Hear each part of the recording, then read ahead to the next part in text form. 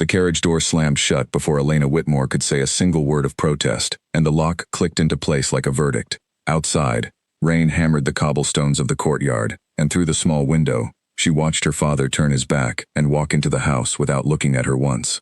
She pressed her palm against the cold glass. 3 weeks. That was all the time she had left before she belonged to a man she had never met. Her maid, a quiet young woman named Grace, sat across from her, twisting her hands in her lap. "My lady, perhaps he is not as terrible as they say. They call him the Cold Duke, Grace. Nobody gives a man a name like that for kindness." Elena's voice was steady, but her fingers trembled where they rested on her knees. She had heard the stories for years, passed between servants and whispered at parties she was never quite old enough to attend. Duke Alexander Ashworth of Ravenswood had buried his mother, lost his younger brother in a hunting accident nobody spoke of directly, and shut himself inside his estate like a man sealing a tomb. He had not smiled in public in over 4 years. He had not danced. He had not, as far as anyone could recall, shown warmth to a single living soul, since the day the earth swallowed his family's happiness. And now she was to marry him. The debt her father owed was staggering. Elena had only learned the full scope of it 2 months earlier, when she found him hunched over his ledgers at midnight, his face gray in the candlelight. Bad investments, worse decisions, a gambling habit he thought no one noticed. By the time she understood the truth, the arrangement had already been made. Duke Ashworth needed a wife to satisfy a clause in his late father's will, one that required him to marry before his 30th birthday or forfeit half the family estate to a distant cousin he despised. Her father needed money. The Duke's men needed a bride quickly, and quietly, and without complication. Elena fit every requirement except the last one. She was, by nature, full of complications. The carriage rattled over uneven roads for 2 days before Ravenswood finally came into view, rising out of the mist like something carved from old stone and older grief. Towers stretched toward a sky the color of ash. Ivy climbed the walls in patches, as if even the plants had given up trying to soften the place. Elena stepped down from the carriage with her chin lifted, refusing to let the estate see her fear. A row of servants stood waiting at the entrance, their faces carefully blank. At the center stood a tall woman with silver hair pulled into a severe knot, introduced as Mrs. Bramwell, the housekeeper. She led Elena through corridors lined with portraits of stern ancestors, none of them smiling, all of them watching her pass with painted eyes. "The Duke will see you at supper," Mrs. Bramwell said, her tone giving nothing away. "Until then, you may rest." Elena did not rest. She stood at the window of the room she had been given, staring out at gardens gone wild with neglect, roses tangled among weeds, a fountain dry and cracked in the center of it all. Somewhere in this enormous house was the man she would marry in 19 days. She wondered if he was thinking about her at all, or if she was simply another obligation on a long list of things he had to endure. Supper was served in a dining hall built for 50 guests, though only 2 places were set at one end of the impossibly long table. Elena arrived first, and she waited, counting the seconds, listening to the fire crack in the enormous hearth. When the door finally opened, she stood without meaning to, some old instinct of respect pulling her upright. Alexander Ashworth was not what she expected. She had pictured someone older, harder, with a face carved from the same cold stone as his home. Instead, the man who entered was young, perhaps 30 at most, with dark hair that fell slightly across his forehead, and eyes the color of a stormy sea, gray and blue at once. He was handsome in a way that felt almost unfair, the kind of face that should have belonged to someone warm. But there was nothing warm in the way he looked at her. He studied her the way a merchant studies a shipment, quickly and without curiosity, before taking his seat at the head of the table. "Lady Whitmore." His voice was low, controlled, giving away nothing. "Your Grace." She sat as well, smoothing her skirts, refusing to let her hands shake. Silence stretched between them, as servants brought the first course. Elena had imagined 100 versions of this meeting, some where she demanded answers, some where she wept, some where she simply refused to speak at all out of quiet fury. In the end, she chose honesty, because pretending felt exhausting and she had no energy left for games. "I did not choose this," she said. "Neither did I." He did not look up from his plate. "Then perhaps we agree on something already." That earned her the faintest flicker of his eyes toward her, gone almost as quickly as it appeared. "We agree that neither of us wanted this arrangement. That is not the same as agreeing on anything that matters. What would you know of what matters to me? We have known each other for the length of one sentence." For the first time, something shifted in his expression, not quite a smile, but a loosening around his mouth, as though her sharpness had surprised him. You are braver than I expected. You expected someone who would weep and beg to be released. I expected someone broken by her father's debts. I did not expect someone who would argue with a duke over supper on her first night in his house. Elena set down her fork. I have spent my whole life being told what will happen to me. My marriage was decided in a room I was not invited into. My future was signed away on paper I never saw until it was finished. I am tired, Your Grace, of being spoken about instead of spoken to.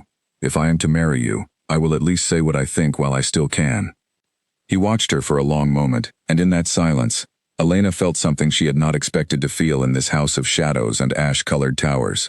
She felt seen, if only for a heartbeat, by a man who had built walls so high that even his own servants seemed afraid to knock on them.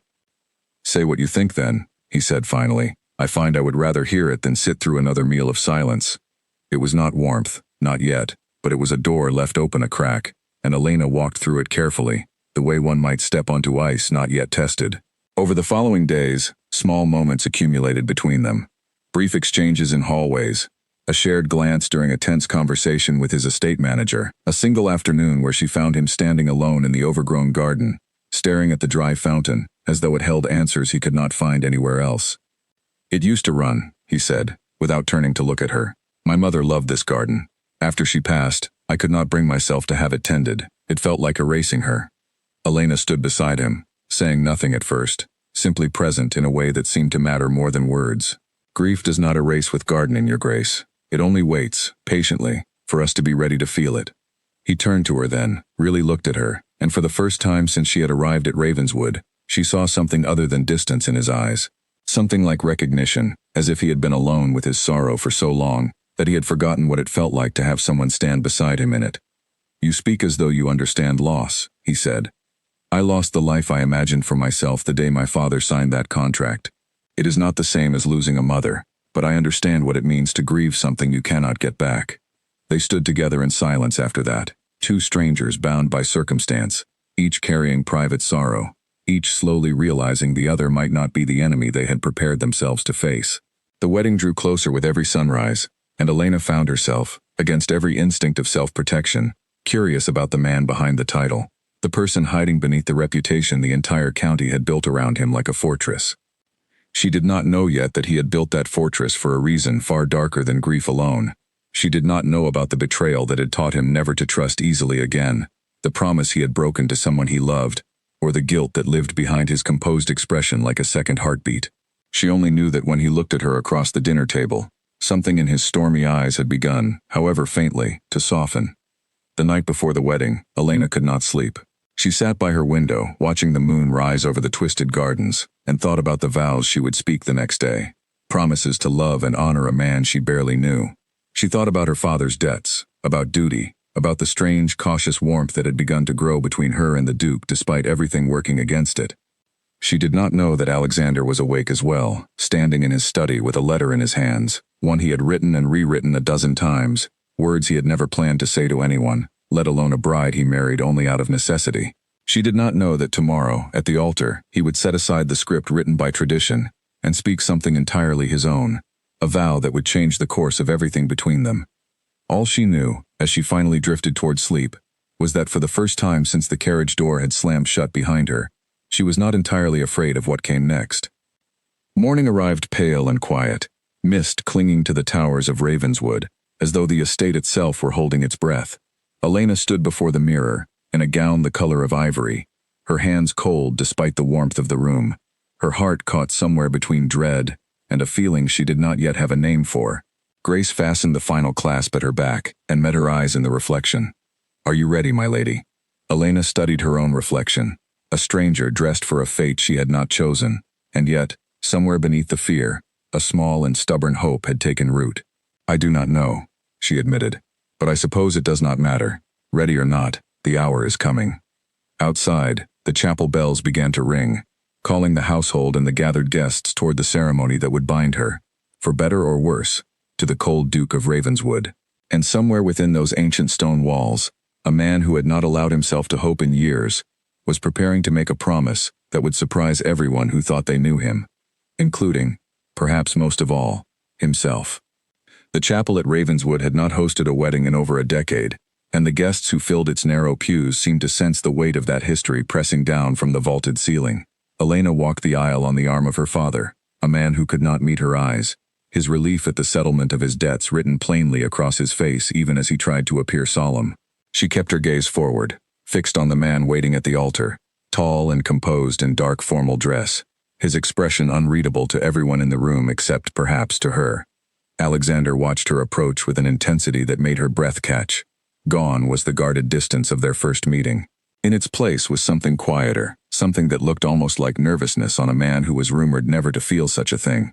When she reached him, he offered his hand, and she took it, surprised to find his fingers were not as cold as his reputation had led her to expect.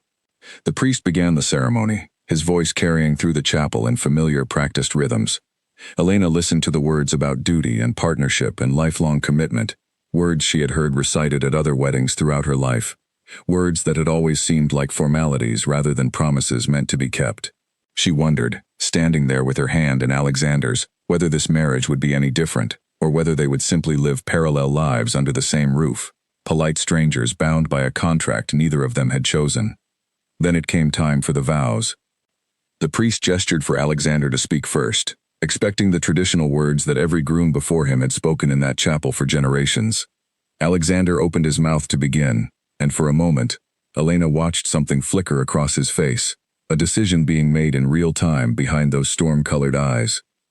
He did not speak the traditional words. "I was told to promise that I would honor you, protect you, and provide for you," he said, his voice steady but carrying an edge of something raw beneath the surface. "Those are easy promises to make, and easier still to break, because they cost nothing beyond obligation. I will not insult you with empty words on the day I ask you to bind your life to mine." A murmur rippled through the gathered guests. The priest's eyes widened slightly, but Alexander did not pause. "Instead, I promise you this. I promise that I will never lie to you, even when the truth is difficult, even when silence would be easier for both of us. I promise that whatever walls I have built around myself, I will not use them to shut you out, not truly, not when it matters. I promise that I will see you, Elena Whitmore, not as a solution to my father's will, not as an obligation fulfilled, but as a person whose thoughts and feelings deserve my full attention. I cannot promise you love today, because I do not yet know you well enough to make that promise honestly. But I promise you the chance to be known, and I promise to try, every day, to become a man worthy of standing beside you." The chapel had gone utterly silent.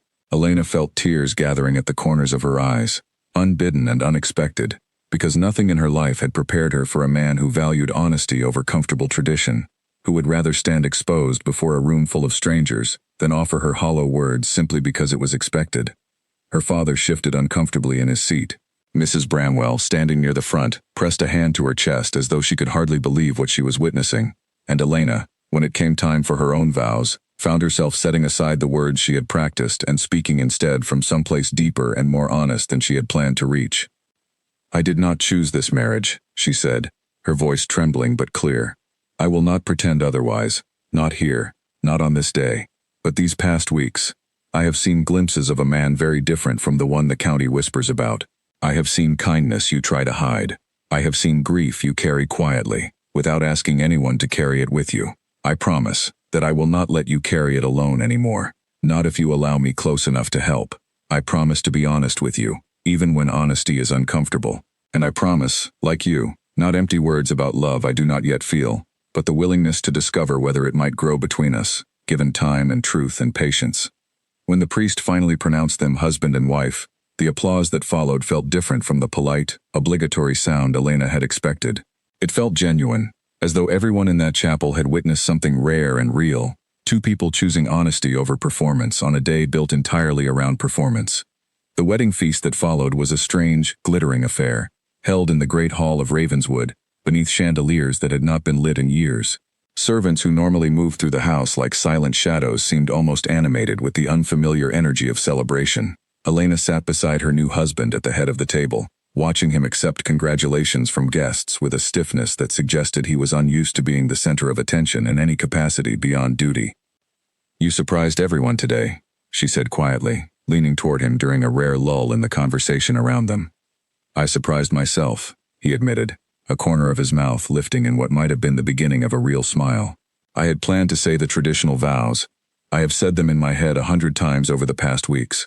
preparing myself for a wedding I did not want. But when I looked at you standing there, I could not bring myself to offer you words that meant nothing. Why not? It would have been easier. Easier, perhaps. But I have spent enough of my life choosing what is easier over what is honest. My family paid a great price for the secrets we kept from one another. I did not want to begin a marriage the same way we ended up losing everything that mattered before. Elena wanted to ask what he meant, what secrets, what losses beyond the ones she already knew about, but something in his tone told her this was not the moment. There would be time, she hoped, for those conversations later, once the walls between them had lowered further, once trust had been given more than a single evening to grow. As the feast continued, an elderly guest approached their table, a distant relative of the Ashworth family, whom Elena had not yet met. The woman, introduced as Lady Vance, studied Alexander with an expression that mixed affection and concern in equal measure. "You have not smiled like this in years, Alexander," she said, her voice carrying just far enough for Elena to hear. "Not since before your brother's accident." Something shifted in Alexander's expression at the mention of his brother, a tightening around his eyes that vanished almost as quickly as it appeared. "Times change, Lady Vance." "Do they? I hope so, for your sake. This house has held too much sorrow for too long. Perhaps your new bride will bring it some light." Lady Vance turned to Elena with a warm smile. "Be patient with him, dear. He carries more than most people realize." After the older woman moved away to greet other guests, Elena studied her husband's profile, the careful composure that had returned to mask whatever emotion the mention of his brother had stirred. She wanted to reach for his hand, to offer some small comfort, but she did not yet know if such a gesture would be welcomed or if it would cause him to retreat further behind his walls. She chose to try anyway. Her fingers found his beneath the edge of the table, a light touch, easily withdrawn if he pulled away. He did not pull away. Instead, his hand turned beneath hers, fingers curling around her own, in a grip that felt almost desperate in its quiet intensity, as though he had been waiting a long time for someone to simply reach for him without expectation or agenda. "Thank you," he murmured, so quietly she almost missed it over the noise of the feast. For what? For not asking. For not pushing. Most people, when they learn of my brother, want details, explanations, some story to satisfy their curiosity. You simply reached for my hand. I imagine you have told that story enough times to strangers who did not deserve to hear it, Elena said. When you are ready to tell me, I will listen. Until then, I am content simply to sit beside you. The rest of the feast passed in a blur of toasts and formal congratulations, of dancing that Alexander participated in with visible discomfort but genuine effort, of Elena meeting dozens of distant relatives and estate tenants who had come to witness the wedding of a man they had feared was destined to remain alone forever. By the time the celebrations finally wound down and the last guests departed into the misty evening, Elena felt exhausted in a way that had little to do with the physical demands of the day and everything to do with the emotional weight of everything that had transpired. Alexander walked her to the door of her chambers, the same room she had occupied since arriving at Ravenswood, now hers by marriage as much as by his family's decision. They stood together in the corridor, lit by a single lamp, the silence between them charged with the awareness of everything that had shifted since morning. "I know this is not the marriage either of us imagined for ourselves," Alexander said, "but I meant what I said today. I intend to be honest with you, and I intend to try. That is all I can offer right now, but I hope it is enough to begin with." "It is more than I expected," Elena admitted, "more than I dared to hope for, if I am honest." He studied her for a long moment, something searching in his expression, as though he were memorizing the details of her face in the lamplight. "Good night, Elena." "Good night, Alexander." He turned and walked toward his own chambers at the far end of the corridor, and Elena stood watching him go, her hand still tingling faintly from where his fingers had held hers throughout the feast. She entered her room and sat by the window for a long while, staring out at the dark shape of the overgrown garden below, thinking about the vow he had spoken, about honesty and walls and the slow, careful work of building trust between two strangers, thrust together by circumstance. She did not know yet what secrets lay buried in Ravenswood's history, what betrayal had taught Alexander to guard himself so fiercely, or what threats waited beyond the estate's ivy-covered walls, threats that would soon test everything the two of them had promised each other on their wedding day. She knew only that something had begun today, something fragile and unexpected, growing in the space between duty and desire, and she found herself, despite every reason she had to remain cautious, hoping it would be allowed to flourish. Sleep came slowly that night, carrying with it dreams of storm-colored eyes, and a voice that had chosen truth over tradition, in front of a chapel full of witnesses. Whatever came next, Elena thought as she finally drifted off, She would face it as his wife, for better or worse, bound now not only by contract but by a promise that had felt, for the first time all day, entirely real. Weeks settled into a rhythm at Ravenswood that Elena could never have predicted on the night her father's carriage first delivered her to its gates. Mornings began with a shared breakfast, quiet at first, then gradually filled with small conversations about the estate, about books Alexander kept in his study, about the weather rolling in over the distant hills. It was not the passionate romance Elena had once imagined for herself as a girl, but it was something steadier, something built brick by careful brick rather than sweeping in on a single dramatic gesture. She began to notice things about her husband that the county gossip had never mentioned, details too small and too human to fit the legend of the cold Duke. He remembered the names of every servant in the household, down to the youngest stable boy, and asked after their families with a sincerity that surprised her the first time she witnessed it. He read late into the night, not political treatises or business ledgers but poetry, worn volumes with cracked spines that suggested they had been read many times over many years. He was, she began to realize, a man who felt everything deeply and had simply never been given a safe place to show it. One afternoon, walking past his study, she overheard him speaking with a young footman named Peter, who had knocked over a tray of expensive glassware while nervous about delivering a message.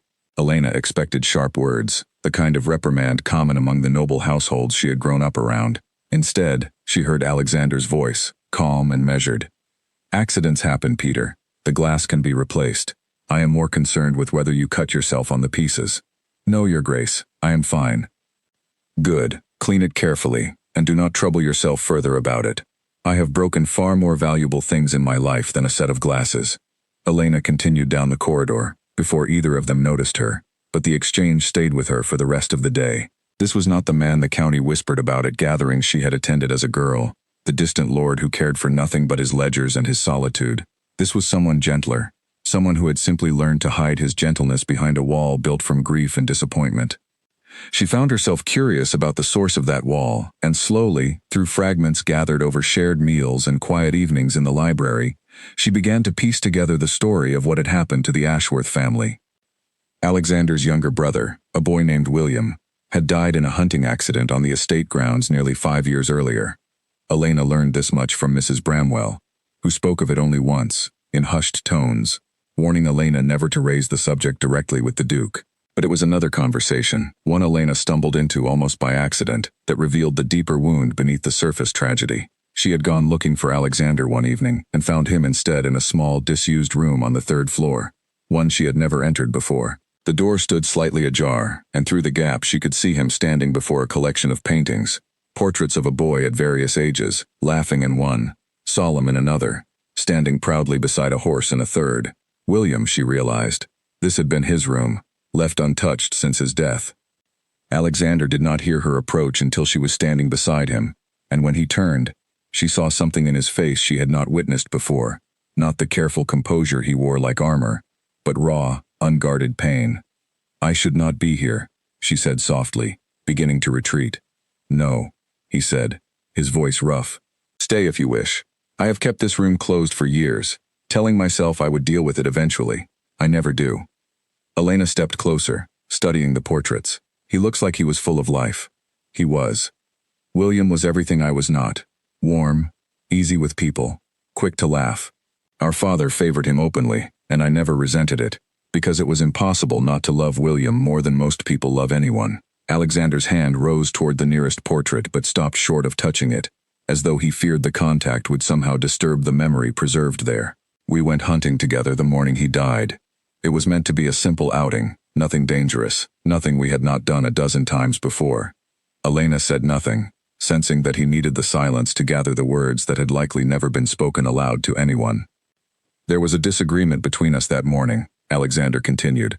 "A foolish argument about nothing important, about a debt William had accumulated at cards, about responsibilities he had been neglecting in favor of pleasure. I said things I should not have said.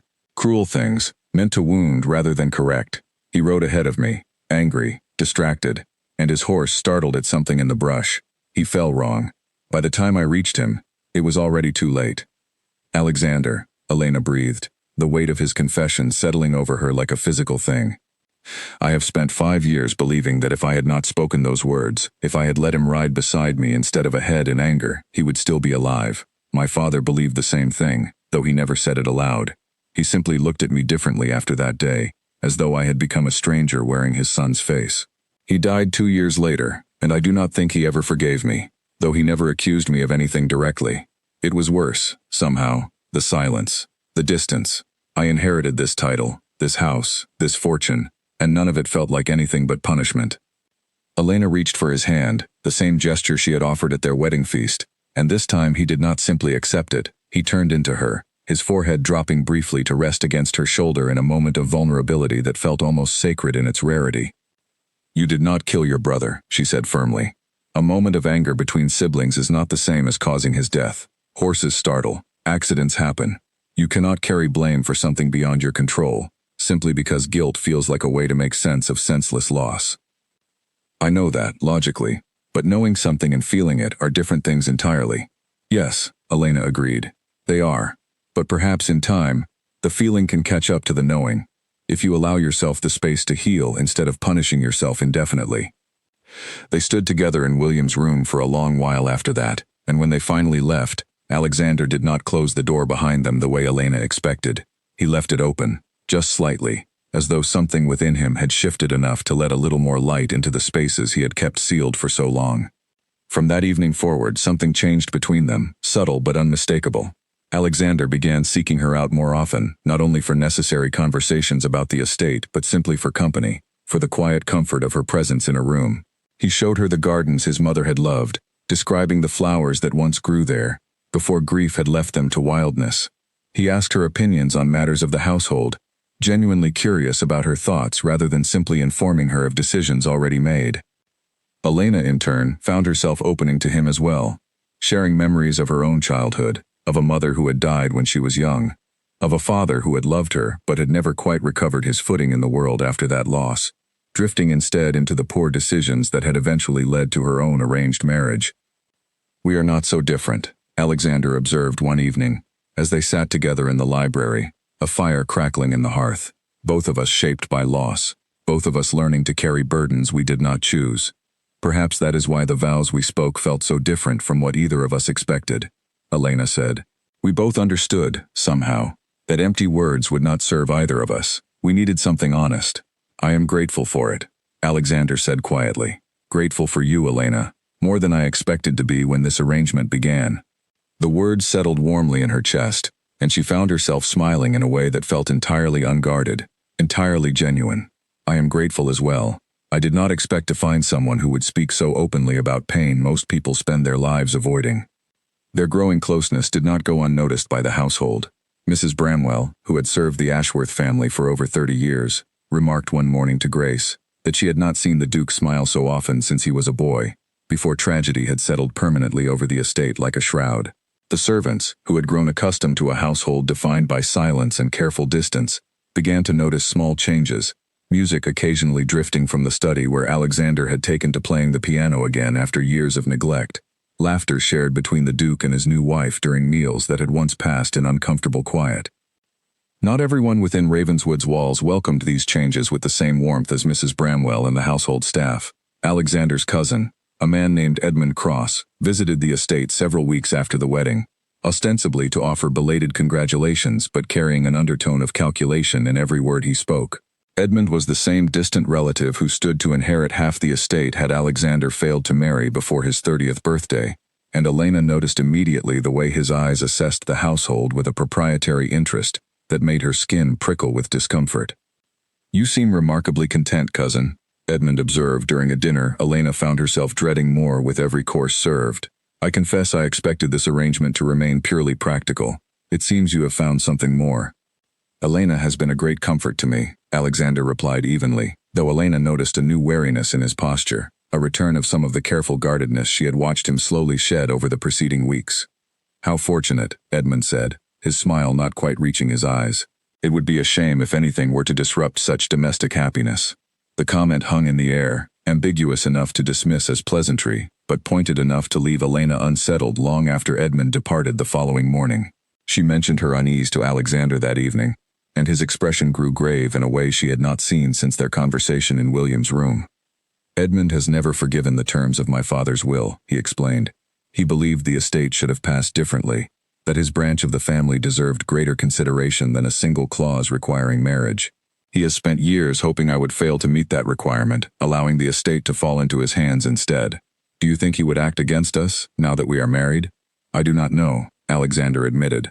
Edmund has always been ambitious, and ambition unchecked can lead people toward choices they might otherwise avoid. I will have my solicitor review the marriage documentation again, simply to be certain everything is properly secured. I do not wish to alarm you unnecessarily, but I would rather be cautious than complacent. That conversation marked a subtle shift in the atmosphere at Ravenswood, a low hum of tension beneath the surface of their growing happiness, the awareness that whatever peace they had begun building together might soon face a test neither of them could fully anticipate. Elena tried not to dwell on it, choosing instead to focus on the good that had emerged from their unlikely union, the trust slowly built between two people who had entered marriage as strangers and were day by day becoming something far more meaningful to one another. She spent her afternoons in the garden, directing efforts to restore what had been left wild for so many years, working alongside Alexander when his duties allowed, both of them finding unexpected joy in coaxing new growth from soil that had been neglected far too long. The dry fountain was repaired and set flowing again, its gentle sound filling the courtyard for the first time in half a decade, a small but powerful symbol of everything that had begun to heal within the walls of Ravenswood since Elena's arrival. But even as flowers bloomed and laughter returned to rooms that had known only silence, the shadow of Edmund Cross's visit lingered at the edges of their happiness, a reminder that not everyone wished to see the cold Duke find warmth again, and that the peace they had built together might soon be tested by forces neither of them could fully control. Elena thought often, in the quiet moments before sleep, about the vow Alexander had spoken at their wedding, his promise of honesty above all else. She had not expected, when the carriage door first slammed shut behind her weeks earlier, that such a promise would come to mean so much, that a marriage born entirely of obligation could grow into something she genuinely treasured. Whatever challenges lay ahead, she found herself determined to face them, not as a reluctant bride bound by circumstance, but as a wife who had chosen, freely and completely, to stand beside the man she had married. The letter arrived on a gray morning nearly 2 months after the wedding, delivered by a messenger who refused to identify who had sent him, only that payment had already been arranged for the delivery and no response was expected. Alexander read it alone in his study, and when Elena found him afterward, his face had gone pale in a way she had never witnessed, not even during their conversation about William. "What is it?" she asked, closing the door behind her. He handed her the letter without a word. The handwriting was unfamiliar, careful and deliberate, as though the author had taken great pains to disguise their identity through the formality of the script. The contents, however, left no doubt about the sender's intentions. The letter claimed to possess evidence that Alexander's marriage to Elena had been arranged under circumstances that violated the terms of his late father's will, specifically alleging that the union had been finalized through financial coercion rather than genuine consent, a technicality that, if proven in court, could render the marriage invalid and transfer the estate directly to Edmund Cross. "This is absurd," Elena said, though her hands trembled as she held the paper. "Every marriage among our class involves financial arrangements. If that alone invalidated unions, half the noble families in the country would find their marriages dissolved." "The claim is absurd, yes, but that does not mean it lacks the power to cause damage," Alexander said grimly. "A prolonged legal challenge, regardless of its merit, could tie up the estate for years, drain resources through solicitors' fees, and create exactly the kind of instability Edmund would benefit from most. He does not need to win outright. He simply needs to create enough doubt and enough delay to weaken our position." Elena set the letter down on his desk, forcing herself to think clearly despite the anger rising in her chest. "You believe Edmund sent this? I have no proof. But who else would benefit from such an accusation? Who else has spent years hoping for exactly this outcome?" Alexander ran a hand through his hair, a gesture of frustration Elena had rarely seen from him. "I had hoped, foolishly perhaps, that our marriage would settle the matter permanently. I should have known Edmund would not accept defeat so easily." Over the following days, the household at Ravenswood transformed under the weight of this new threat. Solicitors arrived from the city, spreading documents across the long table in the dining hall where Elena and Alexander had shared their first tense supper months earlier. Alexander spent long hours reviewing his father's original will, searching for language that might strengthen their position, while Elena found herself drawn into conversations about legal precedent and marriage contracts that felt worlds away from the quiet domestic happiness they had been building together. Through it all, she remained steady, refusing to let fear overtake the trust that had grown between them. But she noticed, with growing concern, that Alexander had begun retreating again behind the careful composure she remembered from their first meeting. The walls she had watched him slowly dismantle now rising once more, brick by brick, as though the external threat had reawakened every instinct toward self-protection he had spent months learning to set aside. "You are pulling away from me," she said one evening, finding him alone in his study long after supper had ended, papers scattered across his desk, his expression exhausted and distant. "I am trying to protect you," he said, not looking up from the document in his hands. "If this challenge succeeds, if the marriage is somehow dissolved, I do not want you tangled in the consequences more than necessary. Protect me by shutting me out, by treating me as something separate from this crisis rather than your partner in facing it." Elena crossed the room and stood before his desk until he was forced to meet her eyes. "We made vows to each other, Alexander, not vows of convenience, but promises of honesty and partnership. If you retreat into isolation every time difficulty arises, what was the point of everything we built these past months?" Alexander's jaw tightened, and for a moment Elena feared he would simply dismiss her concerns, retreat further behind the wall of duty and self-sufficiency that had defined so much of his life before her arrival. Instead, something in his expression softened, and he set down the papers he had been studying. "You are right," he admitted quietly. "I fell back into old patterns without realizing it. Facing crisis alone has always felt safer than risking someone else's disappointment or pain. My father taught me that lesson. Whether he meant to or not, watching him withdraw after William's death, rather than allow anyone close enough to share his grief. I am not your father, and I have no intention of withdrawing simply because circumstances have grown difficult," Elena said firmly. "Let me help you, Alexander. Not because it is my duty as your wife, but because I choose to stand beside you, exactly as I promised on our wedding day." He reached for her hand across the desk, and the gesture felt like a small but significant surrender, a choice to trust rather than isolate, to lean on partnership rather than face the threat entirely alone. Together they spent the following hours reviewing the documentation their solicitors had assembled, and it was Elena, studying the language of the original will with fresh eyes, who noticed a detail that had been overlooked by everyone else. "Here," she said, pointing to a clause near the end of the document. "The will specifies that the marriage must occur before your 30th birthday and must be properly registered according to the laws of the realm. It says nothing about the circumstances under which the marriage was arranged, only that it must be legally valid and properly documented. Edmund's claim about financial coercion has no bearing on the actual requirements outlined by your father." Alexander studied the clause carefully, and Elena watched hope flicker across his tired features for the first time in days. "You are right. The requirement was procedural, not moral. Whatever circumstances led to our marriage, the legal requirement has been satisfied precisely as my father specified. Then Edmund's claim, however damaging it might sound, has no actual legal foundation. He is relying on the appearance of scandal to create doubt, hoping we will settle or concede, rather than fight a battle he believes we cannot win."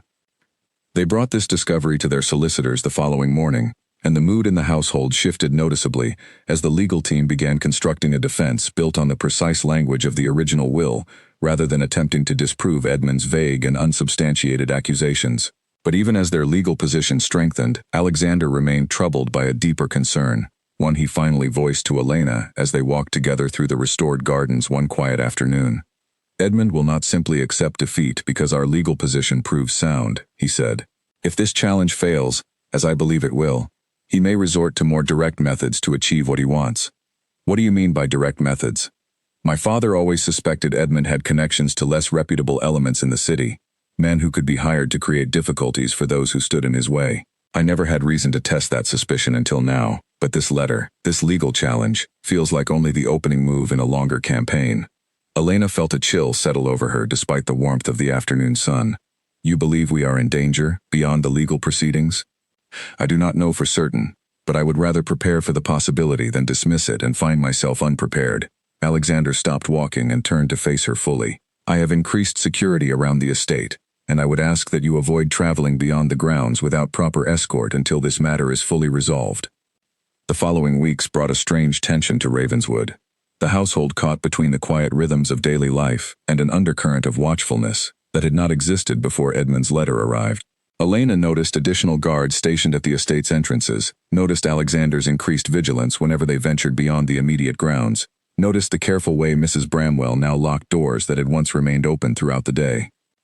The crisis came to a head on an evening when Alexander had traveled to the nearby town to meet with his solicitors, leaving Elena at the estate with only the household staff for company. She had grown restless as the hour grew late, and his expected return time passed without any sign of his carriage on the drive, a restlessness that sharpened into genuine alarm when Mrs. Bramwell entered the drawing room with an expression of barely concealed worry. "My lady, one of the stable hands has returned from town. He says there was some trouble on the road, an attempt to stop the Duke's carriage that the guards managed to prevent, but His Grace insisted on continuing, rather than returning immediately to explain the circumstances fully." Elena's heart lurched painfully in her chest. "Is he hurt?" "The stable hand did not believe so, my lady, but I thought you should know immediately." The next hour passed with agonizing slowness, Elena pacing the length of the drawing room, straining to hear any sound of an approaching carriage over the wind rattling against the windows. When Alexander finally arrived, striding through the front doors with his coat torn at the shoulder and a shallow cut above his eyebrow, Elena crossed the room and threw her arms around him before he had even finished removing his outer garments, her relief at seeing him upright and breathing overwhelming every instinct toward composure. "I am fine," he assured her, though his voice carried an edge of barely suppressed anger. "Two men attempted to block the road outside town, claiming to be simple highwaymen, but their timing and their specific interest in my carriage, rather than any valuables, suggests otherwise. My guards drove them off before matters escalated further." "Edmund," Elena said, the name settling like a stone in her stomach. "I cannot prove it, not yet, but I find it difficult to believe this was coincidence, occurring so soon after his legal challenge began faltering under scrutiny." Alexander allowed Elena to guide him toward a chair, wincing slightly as he settled into it. "I have sent word to the local magistrate, and I intend to pursue whatever evidence exists connecting Edmund to tonight's events." Elena knelt before him, examining the cut above his eyebrow with careful attention, her hands steadier now that the immediate fear of losing him had passed.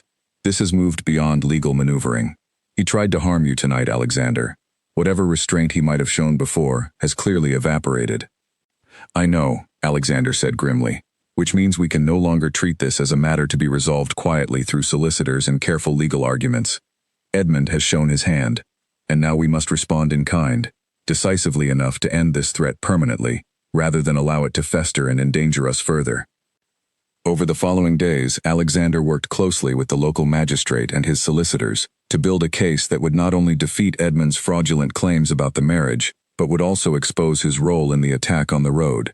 Evidence gathered from the men involved, who proved willing to identify their employer once faced with the full consequences of their actions under proper questioning.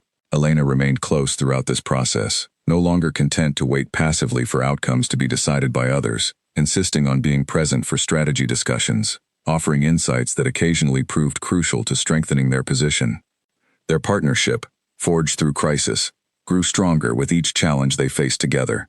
The walls Alexander had briefly rebuilt around himself dismantled once more, this time with the understanding that facing danger alongside someone he trusted was infinitely preferable to isolating himself in misguided attempts at protection.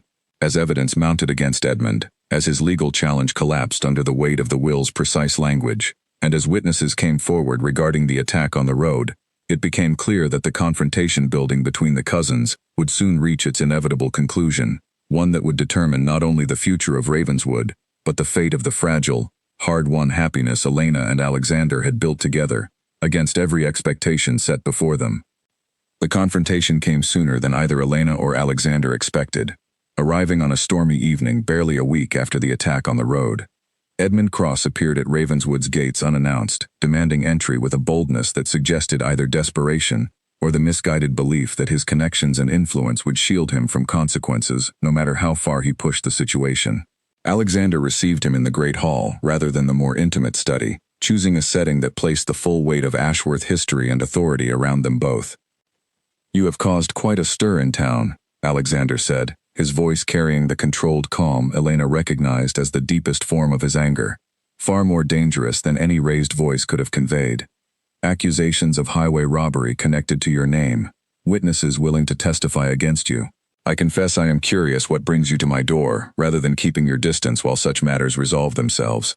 Edmund's expression remained composed, though Elena noticed a tightness around his eyes that suggested the confidence he projected was more performance than genuine conviction.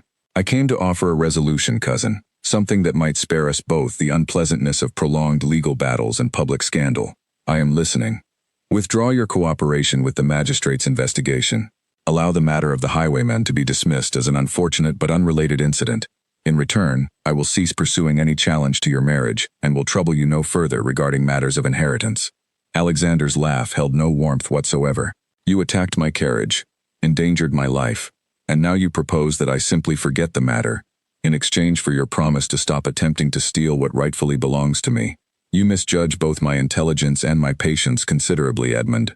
Be reasonable, Alexander. Public scandal serves neither of our interests.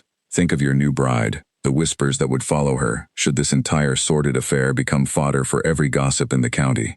Elena, who had remained silent until this point, stepped forward from where she had been standing near the hearth. "Do not presume to speak for my interests, Mr. Cross. I have no fear of scandal that results from exposing your attempts at extortion and violence. What I fear is allowing a man capable of such actions to remain unaccountable, free to threaten this family again whenever ambition next overtakes his judgment." Something flickered across Edmund's face, surprise perhaps, or the recognition that he had badly underestimated the woman standing before him. "You would risk your own reputation to protect a marriage born of nothing but financial necessity?" "I would risk far more than reputation to protect a marriage built on honesty, however unusual its beginning," Elena replied evenly. "Something you seem incapable of understanding, given how thoroughly you have relied on deception and violence to pursue your ambitions." Edmund's composure finally cracked, frustration bleeding through the careful mask he had maintained since arriving. "This estate should have passed to my branch of the family generations ago, had certain decisions been made differently. I have spent years watching you inherit privileges you barely deserved, wasting away in this house consumed by grief, while opportunities I could have used far better slipped through your fingers. I will not simply accept defeat because you found some desperate woman willing to marry you for your title." "That desperate woman," Alexander said, his voice dropping dangerously low, "has shown more courage and integrity in the months since our marriage than you have demonstrated in your entire life. And this conversation is finished. The magistrate's investigation will proceed as planned, and I fully expect you will face whatever consequences the law deems appropriate for your actions." Edmund's departure that evening carried none of the confidence with which he had arrived, and within days, the full weight of evidence gathered against him resulted in formal charges being filed, both regarding the attack on Alexander's carriage and regarding fraudulent claims made in his legal challenge to the marriage.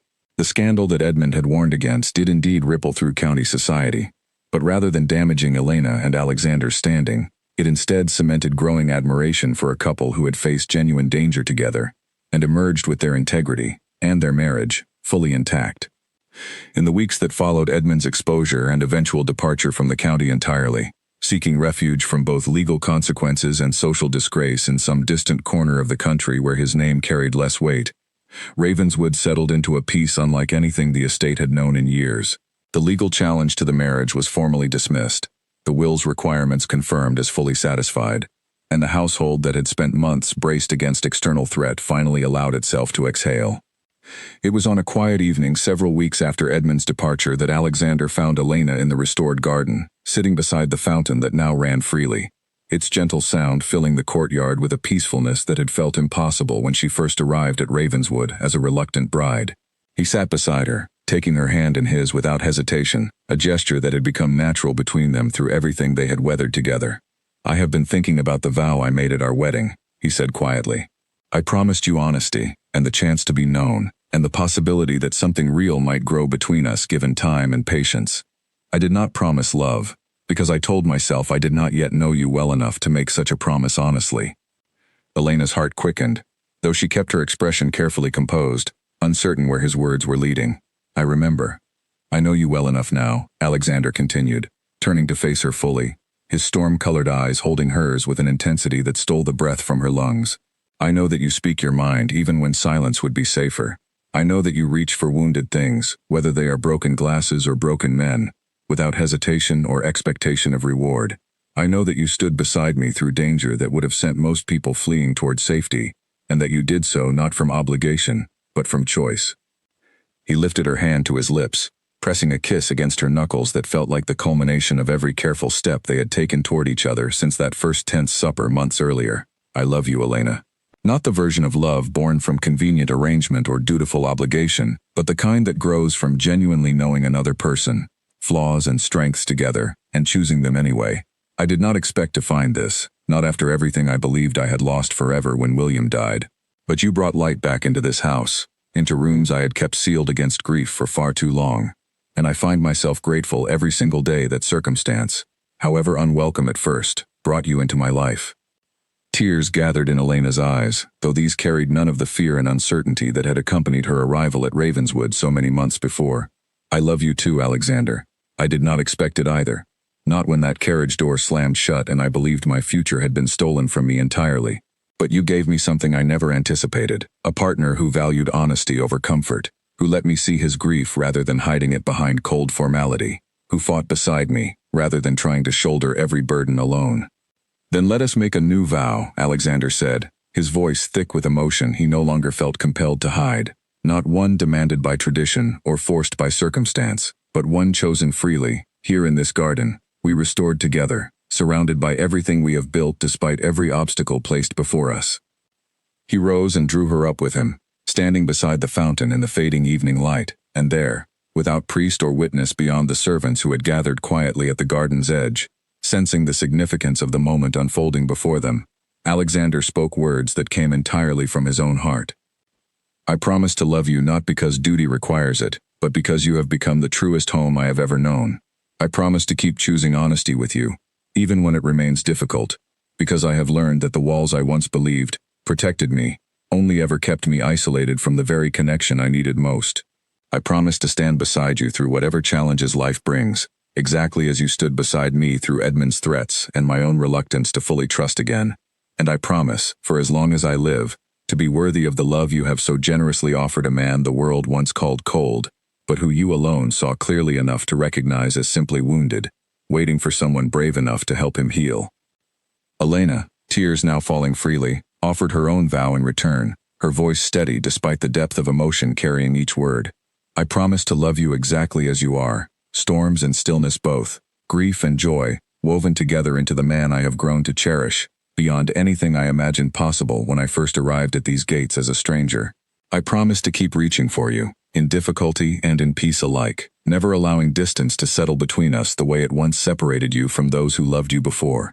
And I promise that whatever the future holds, I will face it as your wife, your partner, and your equal, bound not by contract or obligation, but by a love we built together, brick by careful brick, exactly as we restored this garden from neglect, into something flourishing and alive." The servants gathered at the garden's edge could not hold back their emotion at witnessing such a moment, Mrs. Bramwell dabbing at her eyes with a handkerchief while Grace stood beaming beside her, and even the usually stoic household guards allowing small smiles to cross their faces.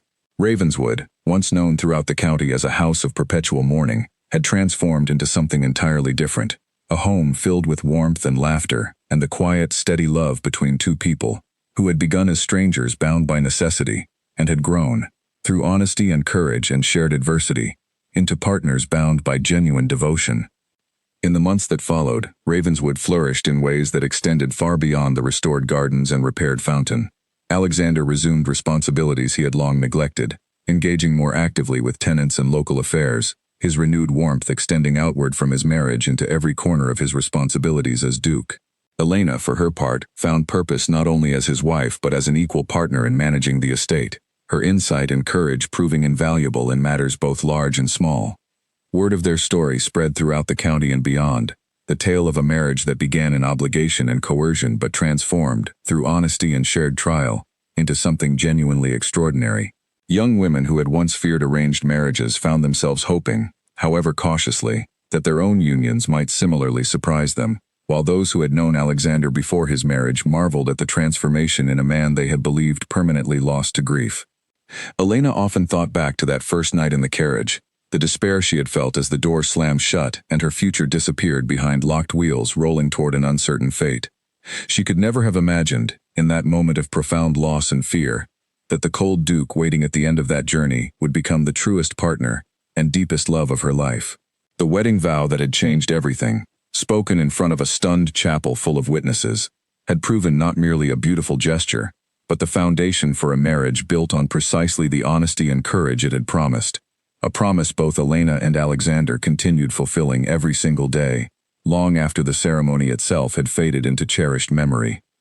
A year had passed since the storm that once threatened to tear apart everything Elena and Alexander had built together, and Ravenswood in early summer, looked nothing like the shadowed, grief-soaked estate she had first entered as a frightened bride. The gardens bloomed in full color now, roses climbing trellises that had once held only tangled weeds, and the sound of the fountain mixed with birdsong in a way that seemed to welcome every visitor who passed through the once forbidding gates. Elena stood at the nursery window one morning, watching sunlight spill across the floor, her hand resting instinctively over the gentle curve of her stomach. She had learned only weeks earlier that she was carrying their first child, news that had transformed Alexander in ways she found endlessly moving to witness. The man once called cold by an entire county now spent his evenings sketching plans for a nursery, consulting with Mrs. Bramwell about which of the estate's rooms had received the most sunlight when he and William were small, determined that this child would grow up surrounded by warmth rather than the isolation that had shaped his own early years. "You are thinking too hard again," Alexander said, entering the room and coming to stand beside her, his arm settling naturally around her waist. "I can always tell by the small line that appears between your eyebrows." "I was thinking about how different everything feels now," Elena admitted, leaning into him. "A year ago, I stood in a different window, watching rain fall on gardens gone wild, certain I had lost every hope for happiness. Now I stand here, carrying our child, watching flowers bloom in gardens we restored together, married to a man I love beyond anything I imagined possible." "Life has a curious way of surprising us," Alexander murmured, pressing a kiss to her temple. "I spent years convinced that happiness had been permanently closed off to me, that grief and guilt would define the remainder of my existence. You proved me wrong in every possible way." Their peaceful morning was interrupted by the arrival of a letter, delivered by a messenger who had traveled considerable distance to reach Ravenswood. Elena recognized her father's handwriting immediately, and something in her chest tightened with a mixture of anticipation and old, unresolved hurt. Their relationship had remained distant since the wedding, her father consumed by shame over the circumstances that had forced her into marriage, unable to fully face the daughter whose future he had bargained away to settle his debts. The letter, when she read it, carried news she had not expected. Her father had fallen seriously ill, and the physician attending him did not believe he had much time remaining. He asked, with humility that surprised her given his usual pride, whether she might find it in her heart to visit before the end, that he might finally offer the apology he had never found courage to speak in person. Alexander watched her expression shift as she read, concern clouding his features. "What has happened?" "My father is dying," Elena said quietly, the words feeling strange and heavy in her mouth. "He wishes to see me, to apologize for what he did, arranging my marriage to settle his debts without any regard for what I wanted." "Do you wish to go to him?" Elena considered the question carefully, memories of her childhood mixing with more recent hurt, the carriage door slamming shut, her father's refusal to meet her eyes, as she was sent away to a fate he had chosen without her consent. But beneath the hurt remained something else, older and more fundamental, the memory of a father who had, before grief and poor decisions consumed him, loved her genuinely in whatever imperfect way he knew how. "I do," she said finally. "Whatever anger I still carry, I do not wish to lose the chance to make peace before it becomes impossible." They traveled together the following morning, Alexander insisting on accompanying her despite the demands of estate business, unwilling to let her face this difficult reunion alone. The journey took 2 days, and Elena spent much of it in quiet reflection, preparing herself for whatever awaited at her childhood home, a house she had not seen since the day she departed for her wedding. Her father looked smaller than she remembered, diminished by illness in ways that stole her breath when she first entered his bedchamber. His eyes, when they found her, filled with tears that spoke of guilt carried far too long without release. "Elena," he whispered, his voice frail but filled with genuine emotion, "I did not think you would come." "I almost did not," she admitted, settling into the chair beside his bed while Alexander waited quietly near the door, offering them privacy for this conversation years in the making. "But I could not let you face this without hearing what you needed to say, and without you hearing what I have needed to say as well." Her father's confession, when it came, held nothing back. He spoke of the shame that had consumed him since arranging her marriage, the sleepless nights spent wondering whether he had sold his own daughter's happiness to settle debts born from his own poor judgment. He had followed news of her marriage from a distance, hearing whispers of the cold Duke's transformation, of a marriage that had somehow flourished despite its troubled beginning, and the relief he felt upon learning she had found genuine happiness had been matched only by his guilt that he had gambled so recklessly with her future, without any assurance such happiness would result. "I am not proud of what I did," he said, his hand trembling as he reached for hers. "I told myself I had no other choice, that the debts left no alternative, but the truth is, I made choices long before that moment which led us to such desperate circumstances. You paid the price for my failures, and I have carried that knowledge as a weight I could never fully set down. Elena, tears falling freely now, found that the anger she had carried for over a year had somehow softened into something more complicated. Forgiveness mixed with lingering hurt, love persisting despite genuine grievance. I have found happiness, Father, more than I ever expected from a marriage that began exactly as you describe, born of necessity rather than choice. But that happiness came from Alexander's character, from the honesty and courage we built between us, not from any wisdom in how the marriage was arranged. I forgive you, not because what you did was right, but because holding on to anger serves no purpose now beyond causing us both more pain in whatever time remains.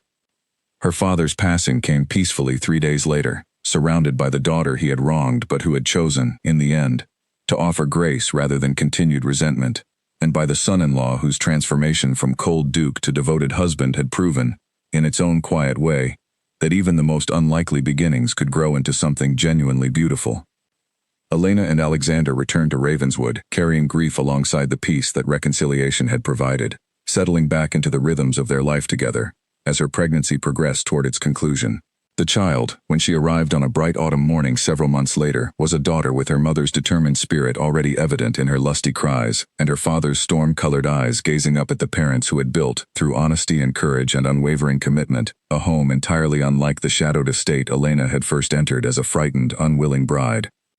They named her Grace, in honor of the maid who had comforted Elena during that first terrifying carriage ride, and in acknowledgement of the grace that had ultimately transformed both their individual sorrows and their shared beginning into something neither of them could have imagined possible on the day their marriage was first arranged. Ravenswood, once known throughout the county as a house of perpetual mourning, had become instead a place where laughter echoed through corridors that had known only silence for years, where gardens bloomed in colors that mirrored the joy now filling every room, and where a cold duke and his reluctant bride had proven, through patience and honesty, and the simple, radical choice to see each other fully, that even arrangements born from desperation and duty could grow into love more genuine and enduring than anything either of them had dared to hope for when their story first began.